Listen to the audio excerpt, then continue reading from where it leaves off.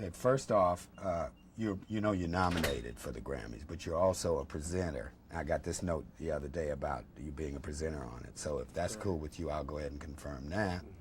Also, I'm trying, you know, the bit about Tony Danza, I'm trying to get them together so we could do some kind of thing where you guys meet at the Grammys, because you know he was real supportive of you, right? Yeah, but it should just be some natural stuff. Some natural shit, yeah, I understand.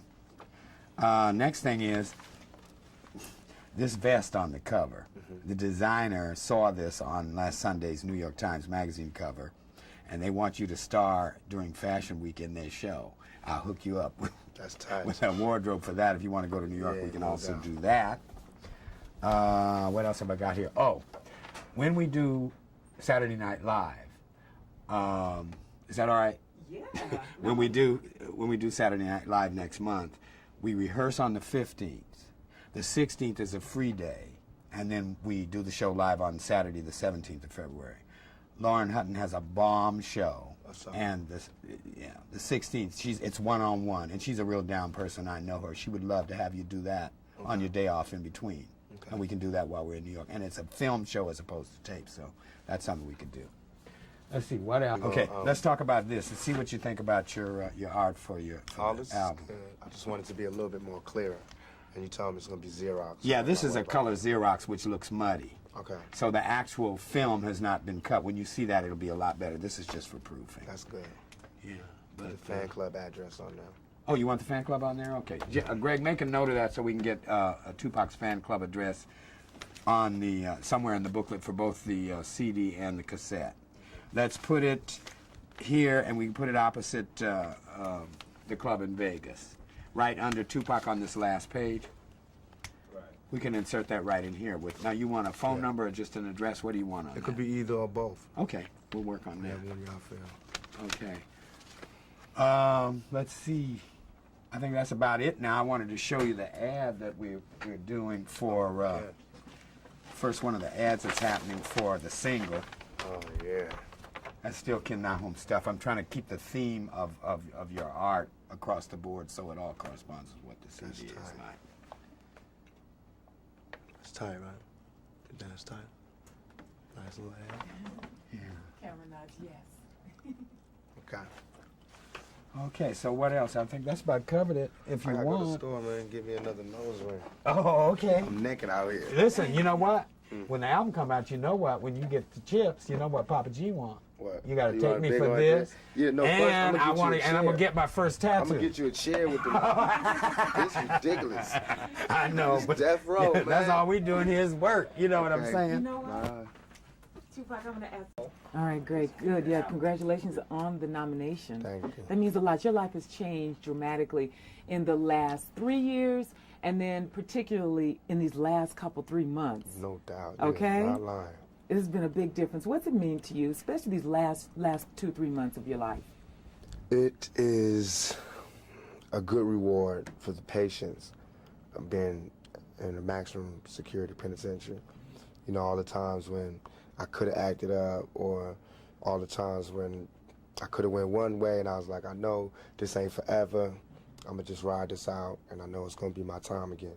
And now it is my time again, and I appreciate everybody that wrote me letters, telling me to be patient and wait, everybody that, you know, helped me to see that, you know, as long as you got your faith, you know, you can ride anything. There's nothing too scary where I'm gonna just give up, you know what I mean? I've seen hell and everything after it, so.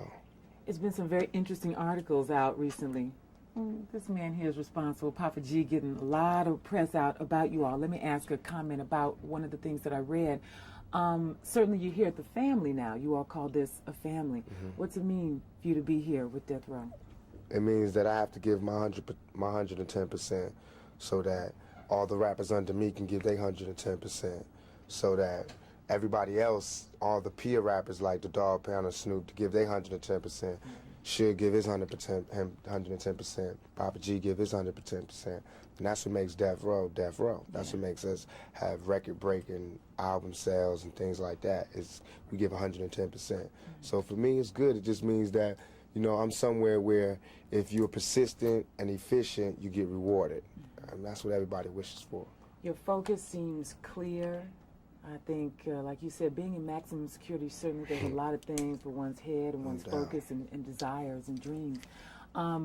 You come out, you hear a lot of controversy going on right now about rap, just Time Warner dropping Interscope and a lot of things that have resulted from people saying it's a bad image, it's bad for young people. Tell us your comments on that. I said so many comments on this, but basically it's a hypocritical view, because what you're saying is it's okay for us to live in the dirt, in the gutter, in less than human conditions, but it's not okay for us to tell people that we're living in these conditions. Everything was cool, you know. The ghetto was okay. It was habitable until we started talking about exactly what were the repercussions of living this type of lifestyle. What happens when you live in this kind of environment? What type of person it changes you into? Now all of a sudden it's like you can't talk about that. But this is what we live in. We don't have a choice. You know what I mean? It's either we really kill people, do dope, sell dope, and have murders and do all this crazy stuff, or we talk about the fact that we got so close, man. If it wasn't for this rap thing, we would really have to do A, B, and C. You know what I mean? And that's not good. That's not nothing to look up to, but that's the truth. That's how it is, you know. Every human being inside your chest or your stomach or whatever, we all given from God the survival instinct. And everybody has to live. Self-determination. You have to live. You have to be able to live and survive and live like a human being, not like an animal. So whatever it takes to live like that is what happens, whatever it takes. If you put Bob Dole in those conditions, he would do the same thing. So would C. Dolores Tucker. If she wasn't so rich, she didn't have the pearls, and she didn't have the NAACP backing her up, and all these conventions and coalitions backing up, and she was by herself, and she was on welfare, she would love our music, because she would know what this music breeds. She would know where we from, what we talking about. But from where she at, she can't understand and not understand where they coming from, because now that I got money, it's hard for me to hear a lot of the stuff that we got to listen to. But I can't be a hypocrite, though. I got to understand it's only a few dollars that's keeping me from being that right there. Image is everything. Papa G is taking good care of you guys, you know. Tell me what it means to have George Price behind you all out there in terms of publicity, really getting the word out, and the truth, as you all want to speak it. What does that mean to you? I think that, along with the other artists on Death Row, Snoop, Dogg Pound, Trey, everybody, Nate, we're all outstanding in our field. And I think that Suge, in terms of being a manager, CEO, he's outstanding in his field. I think that Papa G is just keeping that tradition along by being outstanding in the field of publicity and getting the things that we have in our head to the heads of millions of people, and letting them see what we see and look at it how we want them to look at it.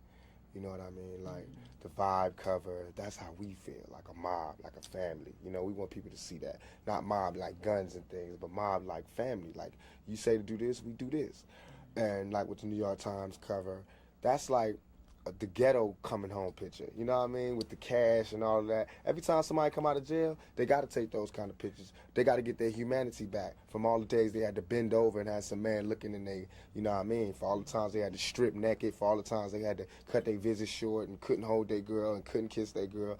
Now you get to floss like that. You know what I mean? Now you get to act like that. And it's not because I'm going nanny to other people. It's because I'm doing this for the guards. You know, for the people who thought I was guilty, for everything, for all the people who didn't believe that it could come to this point. I mean, look, they could shoot me 5 times, call me a rapist, and throw me in jail, and I'm gonna bounce back. I'm not gonna give up. You know what I mean? That shows the resilience of a young black man.